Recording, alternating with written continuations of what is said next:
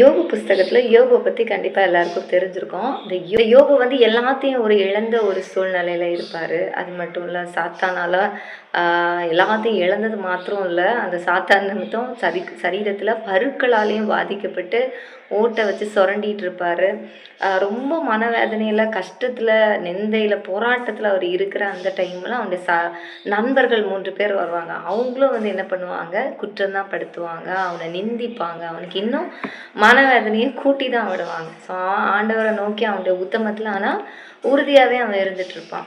So ஆண்டவர் வந்து அவன் கூட பேசுவார். அப்போ வந்துட்டு அவர் எவ்வளோ சர்வ வல்லமை உள்ள தேவன், அவரால் முடியாதது ஒன்று உண்டா அப்படிங்கிறத அவனுக்கு வந்துட்டு சில மிருகங்களை வச்சு அவனுக்கு சுட்டி காட்டி சொல்லி கொடுத்துட்டே இருப்பார்.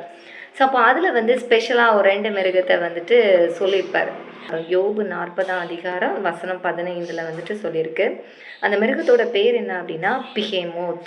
பிகேமோத், இந்த பிகேமோத்தை நீ கவனித்து பாரு அப்படின்ட்டு சொல்லி, அந்த பிகேமோத்தை படைச்சது அந்த ஆண்டவர் தான். அதுக்கு இவ்வளோ பலனை கொடுத்தவர் எல்லாமே ஆண்டவர் அப்படிங்கிறத அதை பற்றி ஆண்டவர் வந்து சொல்லுவார்.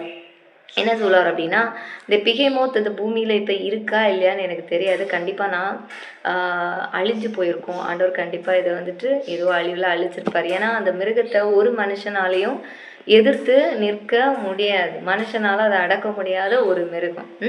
ஸோ ஓகே, கண்டிப்பாக ஆண்டவர் இது வந்து மனுஷனுக்கு ஆபத்தான மிருகனால கண்டிப்பாக அழித்தாலும் அழிச்சிருப்பார், ரைட். ஸோ அந்த பிகேமோத்தை குறித்து ஆண்டவர் வந்து சொல்லியிருக்காரு. என்ன சொல்லியிருக்காரு அப்படின்னு பார்த்தீங்கன்னா, இந்த பிகேமோத்து வந்துட்டு எப்படி என்ன சாப்பிடும் அப்படின்னு சொல்லியிருக்காரு அப்படின்னா, 15ஆம் வருஷத்தில் கடைசியில் பார்த்தீங்கன்னா அதை சொல்லியிருக்கு. மாட்டை போல புல்லை தின்னுமா. அந்த பிகேமோத்து என்னத்தை சாப்பிடுமா, மாடு போல புல்லு தான் சாப்பிடுமா. ஸோ அதோடைய பலன் வந்து எதில் இருக்குது அப்படின்னா, அதோடைய இடுப்பில் தான் அதோட பலன் இருக்குது அப்படின்னு சொல்லியிருக்காரு. அதோடைய வீரியம் வந்து அது வயிற்று நரம்புகளில் இருக்குது அப்படின்னு சொல்லியிருக்காரு. அதோடைய வாழை வந்து அது கேதுரு மரத்தை போல நீட்டுக்கிறது அப்படின்னு சொல்லியிருக்காரு 17ஆவது வசனத்தை. அப்போ அந்த வால் வந்து அவ்வளோ நீளமான வால் அதுக்கு இருந்திருக்கு. அது இடுப்பு நரம்புகள் வந்து பின்னி கொண்டு இருக்குமா. அதுக்கப்புறம் 18ஆவது வசனத்தில் என்ன சொல்லியிருக்காரு அப்படின்னா, அதன் எலும்புகள் வந்து கெட்டியான வெண்கலத்தை போலவும் அதன் அஸ்திகள் இரும்பு கம்பிகளை போலவும் இருக்கிறது அப்படின்னு சொல்லியிருக்காங்க. அவ்வளோ ஸ்ட்ராங்கான ஒரு மிருகமாக, ஒரு வெண்கலத்தை போல் அதோட எலும்பெல்லாம் அவ்வளோ கெட்டியான எலும்பு அதுக்கு இருக்கான். அதுக்கப்புறம் தேவனுடைய கிரியைகளில் இன்னும் சொல்லியிருக்காரு என்ன அப்படின்னா, அந்த கிரியைகளில் இது ஒரு பிரதானமான ஒரு கிரியை அப்படின்ட்டு ஆண்டவர் வந்து சொல்லியிருக்காரு. அவர் படைத்த கிரியைகள்லேயே மிருகங்கள்லேயே இது வந்து ஒரு பிரதானமான ஒரு கிரியை அப்படின்னு ஆண்டவர் சொல்லியிருக்காரு. அதுக்கப்புறம் இதை பற்றி என்ன ஸ்பெஷல் நிறைய சொல்லியிருக்காரு. இன்னும் அதோட ஸ்பெஷல் என்ன அப்படின்னா, இது ஒரு நதி. 23ஆவது வசனத்தில் பார்த்தீங்க அப்படின்னா, இதோ நதி புரண்டு வந்தாலும் அது பயந்தோடாது, பயப்படவே செய்யாத. ஒரு பெரிய நதி புரண்டு வந்தால் இறைச்சலோட அது வந்தனா எவ்வளோ பயப்படுவோம் இல்லையா. மிருகங்கள் பயப்பட தான் செய்யும். ஆனால் இந்த மிருகம் வந்து பயப்படாதான். நதி புரண்டு வந்தாலும் அது பயந்தோடாது.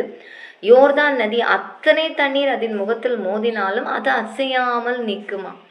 அவ்வளோ தண்ணீரை வந்து அதுக்கு முகத்தில் மோதினா கூட அது என்ன பண்ணாமா, அசையவே செய்யாதான், அப்படி நிற்குமா. அது பயப்படவே செய்யாதான். அவ்வளோ ஒரு ஸ்ட்ராங்கான ஒரு மிருகமாக இருக்குது பார்த்துக்கோங்க.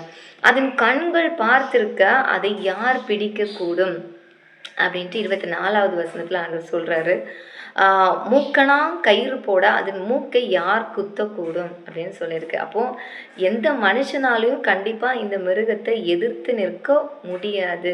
முடியாத ஒரு மிருகம், அவ்வளோ ஸ்ட்ராங்கான ஒரு மிருகம், அதை பிடிக்கக்கூட முடியாத ஒரு மிருகம், அதை கட்டுப்படுத்த முடியாத ஒரு மிருகமாக இருந்திருக்கு அப்படிங்கிறத நம்ம இந்த வசனங்கள் மூலம் நம்ம பார்க்கலாம். இதை எதுக்கு ஆண்டவர் சொல்லியிருக்காரு அப்படின்னு பார்த்தீங்கன்னா, அவ்வளோ ஸ்ட்ராங்கான மிருகம் என்னுடைய படைப்பு ஜஸ்ட்டு இதை நான் இவ்வளோ ஸ்ட்ராங்கான ஒரு மிருகத்தை நான் படைச்சிருக்கேன். அதுக்கு முன்னாடியே உன்னால் நிற்க முடியாது, உன்னால் எதுவும் செய்ய முடியாது, இந்த மிருகத்தை உன்னால் அடக்க முடியாது. இவ்வளோ வல்லமையான ஒரு மிருகத்தை படைச்சன்னா எவ்வளோ வல்லமை உள்ளவர், எவ்வளோ பலம் உள்ளவர் அப்படிங்கிறத யோபுக்கு ஆண்டவர் என்ன பண்ணுவார், இந்த மிருகத்தை சொல்லி சுட்டி காட்டுவார். ஓகேவா. அடுத்தபடியாக இன்னொரு மிருகத்தையும் சொல்லி சுட்டி காட்டுவார். இதை நான் அடுத்த வீடியோவில் நான் உங்களுக்கு சொல்கிறேன். கண்டிப்பாக இது உங்களுக்கு யூஸ்ஃபுல்லாக இருக்கும் அப்படின்னு நான் நம்புகிறேன். தேவனுக்கே மகிமை உண்டாவதாக. God bless you all. Thank you.